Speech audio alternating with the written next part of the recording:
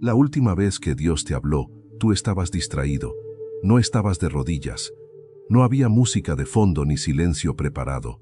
Estabas en medio de algo completamente ordinario, manejando, lavando los platos, esperando que cargara una página, y algo sucedió, algo pequeño, una frase que alguien dijo sin querer, un número que apareció 2 veces el mismo día, una puerta que se cerró justo cuando ibas a cruzarla, y lo dejaste pasar. Le pusiste la etiqueta de coincidencia y seguiste. Pero ¿y si en ese momento exacto él ya te estaba hablando? Te pido que te suscribas y actives el botón y nos digas de qué ciudad o país estás nos viendo para así poder traerte cada vez más contenido relevante y para que YouTube te avise cuando publiquemos nuevos vídeos. Hay algo que nadie nos dice cuando comenzamos a buscar a Dios, y es que lo buscamos mal desde el principio. Lo buscamos en grande. Lo esperamos con efectos especiales, cielos abiertos, voces que retumban, señales que no admiten interpretación, y eso no es culpa nuestra del todo. Crecimos con las historias más dramáticas del libro más dramático que existe. El mar partiéndose en 2, el fuego cayendo desde arriba, una zarza que arde sin consumirse. Y en algún momento, sin que nadie nos lo dijera en voz alta, asumimos que así era como funcionaba, que cuando Dios quisiera hablarnos, lo sabríamos, que sería imposible no notarlo. Y esa idea, esa sola idea, nos ha costado más de lo que imaginamos, porque mientras esperamos el trueno, Él llega como brisa. Mientras esperamos el milagro que para el tiempo, Él actúa en los detalles que ni siquiera memorizamos. Hay una diferencia enorme entre buscar a Dios en los momentos extraordinarios y aprender a verlo en los momentos que consideramos demasiado pequeños para tener significado. La verdad es que la mayor parte de la vida no ocurre en momentos grandes. Ocurre en la cocina, en el tráfico, en conversaciones que empiezan sin propósito y terminan cambiándote algo por dentro. Ocurre cuando estás cansado y no tienes energía para filtrar lo que sientes. Ocurre cuando bajas la guardia. Y justo ahí, en esa vulnerabilidad que no pediste, es cuando algo llega que no puedes explicar del todo. Piensa en la última vez que alguien te dijo algo que no venía al caso y aún así te quedó dando vueltas durante días.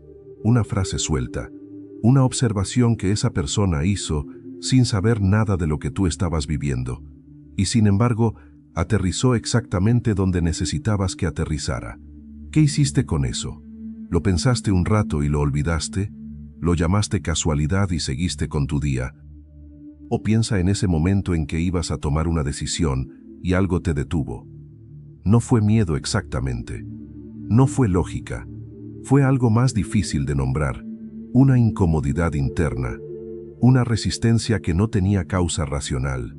Y después, horas, días, semanas después, entendiste por qué era mejor no haber cruzado esa puerta.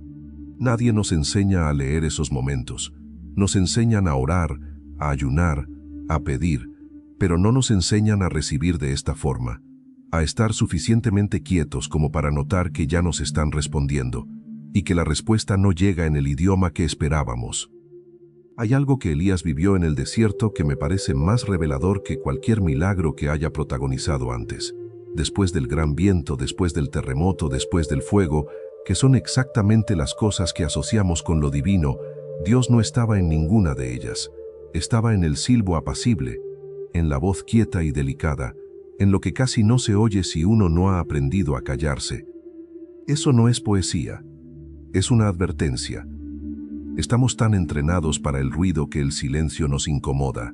Estamos tan habituados a buscar lo obvio que lo sutil nos parece insignificante. Y así se nos va la vida, esperando el momento en que Dios aparezca de una manera que no admita dudas, mientras Él lleva tiempo hablándonos de maneras que sí las admiten, porque la fe no crece en la certeza, crece en el espacio donde todavía no puedes comprobar nada. Hubo un hombre que estuvo a punto de perder su trabajo. Llevaba semanas buscando soluciones, haciendo llamadas, enviando correos que no recibían respuesta. Un día, sin tener ningún motivo especial para hacerlo, tomó una ruta diferente. No había razón lógica. Solo lo hizo, y en esa ruta encontró a alguien que no veía desde hacía años, una conversación que no tenía planeada, y al final de esa conversación tenía una puerta abierta que no existía el día anterior. ¿Fue coincidencia? Puede. Pero hay cosas que se sienten distintas cuando pasan. Hay momentos que tienen un peso diferente, una textura que no es la de los eventos ordinarios. Y la pregunta no es si podemos probar que fue Dios. La pregunta es qué hacemos con esa posibilidad. Las señales divinas no llegan con etiqueta, no vienen con una nota que diga, esto es de mi parte, presta atención. Llegan disfrazadas de lo cotidiano, llegan en boca de personas que ni saben lo que están diciendo, llegan en el timing exacto de una llamada, en el libro que alguien te presta, sin saber que esa página específica era lo que necesitabas leer, en la canción que suena cuando ya no tienes fuerzas y de repente algo se mueve adentro. Y hay un patrón que vale la pena reconocer, casi siempre llegan cuando ya dejaste de buscarlas con desesperación. Eso es extraño, ¿verdad?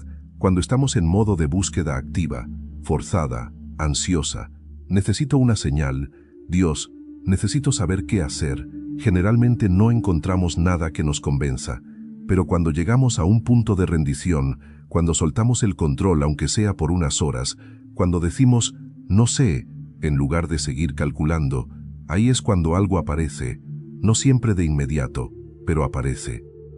Hay una diferencia entre pedir señales y estar disponible para recibirlas. La primera es una demanda. La segunda es una postura. Y Dios, al menos según todo lo que he podido entender, no responde bien a las demandas, pero sí responde a la disponibilidad. Piensa en los encuentros inesperados que has tenido. Esas personas que aparecieron en un momento específico de tu vida y dijeron algo, o solo estuvieron ahí, y eso fue suficiente para que algo en ti cambiara de lugar. No te hicieron un sermón, no te dieron un discurso, a veces solo preguntaron cómo estabas, y en esa pregunta simple, algo se rompió adentro de la manera correcta. Esos no son accidentes, o si lo son accidentes que Dios usa con una precisión que asombra. Y luego están los cierres, las puertas que se cierran, que son señales también, aunque las vivamos como fracasos. El trabajo que no conseguiste, la relación que no funcionó aunque lo intentaste todo, el plan que se deshizo justo cuando creías que estaba tomando forma. En el momento duele, duele de verdad, no hay que romantizarlo, pero hay personas que miran atrás después de un tiempo y ven con claridad que si esa puerta no se hubiera cerrado, nunca habrían encontrado la que sí era para ellas. No estoy diciendo que todo dolor tiene un propósito que puedas entender mientras lo estás viviendo. Eso sería una mentira cómoda.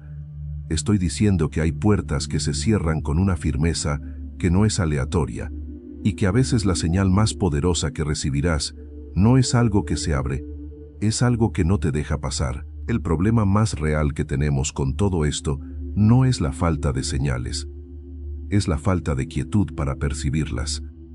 Vivimos en un estado de ruido constante que ya ni siquiera reconocemos como ruido porque se ha vuelto normal. El teléfono, las notificaciones, la música de fondo, las conversaciones que tenemos en la cabeza mientras otra persona nos habla. Hay un nivel de saturación mental que nos hace literalmente incapaces de percibir cosas sutiles, y las señales divinas, por naturaleza, son sutiles, no compiten, no gritan, no insisten.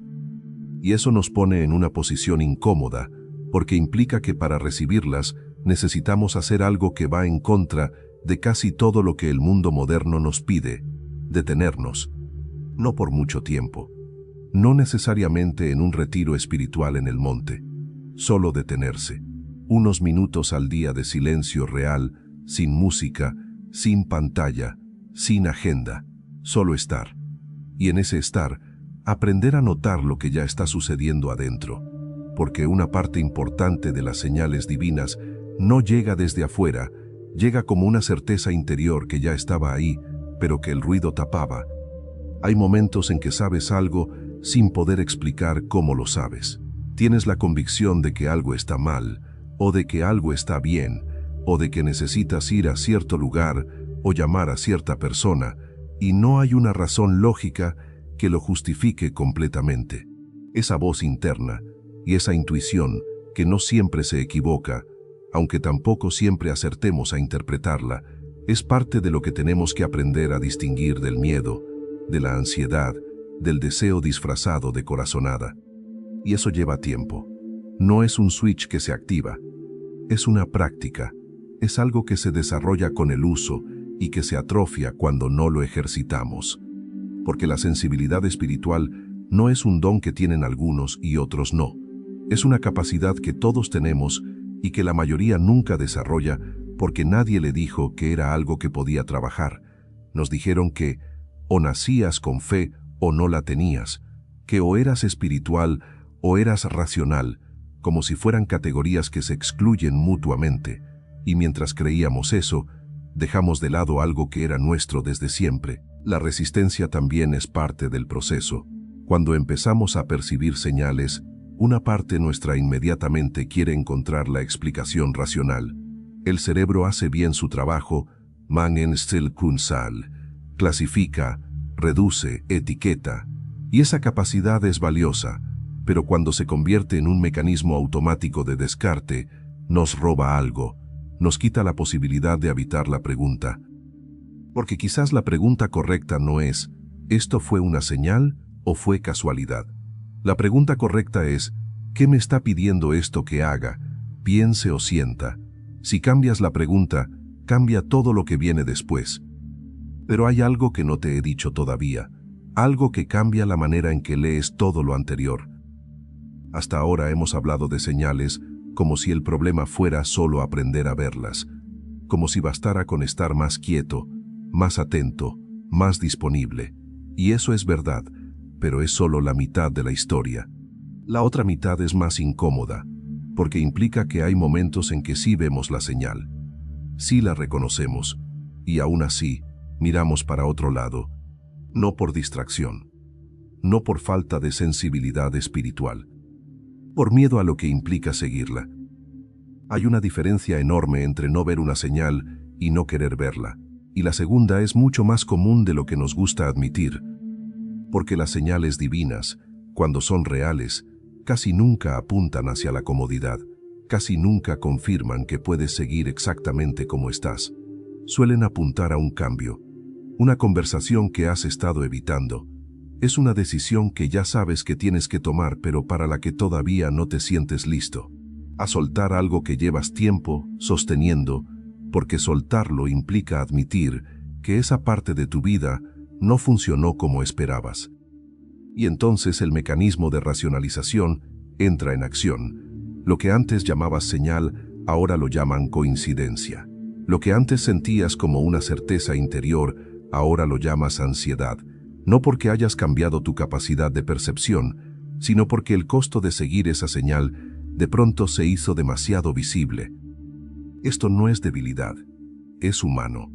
Es el mismo movimiento que hizo Jonás cuando fue en dirección opuesta a la que le indicaron. No fue que no escuchó, fue que escuchó y decidió que no, que había una mejor manera de hacer las cosas, que quizás Dios era negociable en esto. La historia de Jonás es graciosa si la lees desde lejos. Desde adentro no tiene nada de gracioso. Desde adentro es exactamente lo que se siente cuando estás en el barco yendo en la dirección equivocada y parte de ti ya lo sabe, pero la otra parte sigue buscando justificaciones para no dar la vuelta. Y hay otra capa más, porque no solo nos resistimos a seguir las señales por miedo al cambio, también nos resistimos porque seguirlas implicaría confiar, y confiar de verdad, no de manera teórica sino práctica, en una situación concreta donde no puedes ver el resultado, es quizás la cosa más difícil que existe en la vida espiritual. Es mucho más fácil pedir señales que seguirlas. Es mucho más fácil hablar de fe que ejercerla en un momento en que no tienes garantías. Y Dios lo sabe. No lo digo como reproche, lo digo como contexto. Lo sabe porque es exactamente en ese punto, en ese borde entre lo que ves y lo que no puedes comprobar, donde la fe tiene su único espacio real de existencia. Si pudieras ver el resultado, no sería fe, sería un cálculo. Entonces lo que Él hace es hablar en lo inesperado, en lo pequeño, en lo que no llega con garantías adjuntas, no para complicarte la vida, sino porque esa es la única forma en que puede encontrarse en el lugar donde la fe puede crecer, en el lugar donde todavía no sabes cómo va a terminar esto, pero algo adentro te dice que des el siguiente paso de todas formas. Y ese siguiente paso no siempre es grande. No tienes que renunciar a todo mañana. No tienes que tomar la decisión más difícil de tu vida esta tarde. A veces el siguiente paso es simplemente no descartar lo que ya sentiste, dejarlo estar, darle espacio en tu mente durante un par de días sin apresurarte a cerrarlo con una etiqueta, y ver qué hace. Las señales se confirman a sí mismas con el tiempo, si les das tiempo. Lo que al principio parece un destello aislado empieza a conectarse con otras cosas, y de repente lo que parecía una coincidencia suelta empieza a mostrar una forma que no puede ser accidental. Pero para eso necesitas haberlo guardado. Necesitas haberlo tomado en serio, lo suficiente como para no haberlo descartado en las primeras horas. Entonces, ¿qué haces con todo esto? No te voy a dar una lista de pasos. No funciona así y los dos lo sabemos. Lo que sí te voy a decir es esto. Hoy, solo hoy, no como compromiso de por vida, solo este día, presta atención a lo que no tenías planeado, al encuentro que no buscaste, a la frase que alguien dice sin intención y que de alguna manera te toca, al momento en que algo dentro de ti se mueve sin que puedan atribuírsele a nada concreto. No lo analices de inmediato. No te preguntes si es real o si es tu imaginación. Solo nótalo. Solo di para ti mismo, esto pasó. Porque lo primero que necesitas desarrollar no es interpretación, es registro. Primero aprender a notar que algo ocurrió. Después viene el resto. Hay algo que quiero decirte antes de terminar, algo que quizás es lo más importante de todo lo que hemos hablado. Dios no habla a través de lo inesperado porque quiera ponerte a prueba. No es un juego de pistas donde tienes que ser suficientemente listo para ganarte su atención. Habla de esta manera porque tú también hablas así, porque las cosas más verdaderas que sientes rara vez llegan anunciadas. El amor no avisa, el duelo no avisa, la certeza de que algo tiene que cambiar en tu vida tampoco avisa, aparece y ya.